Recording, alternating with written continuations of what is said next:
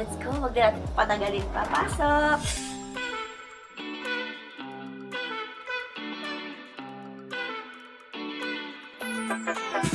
Ito yung south area ng bahay. As feng shui enthusiast, ang peacock is maswerte din siya talaga. Kaya nilagay ko siya sa south kasi ang horse, year of the horse ako.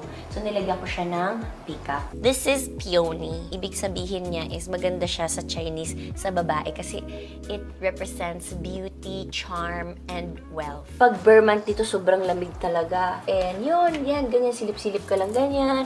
Puupo ka lang dito, isip ka lang na, kumusta na kaya yung buhay ko? Okay ba ba ako? Okay ba tayo? Ganyan!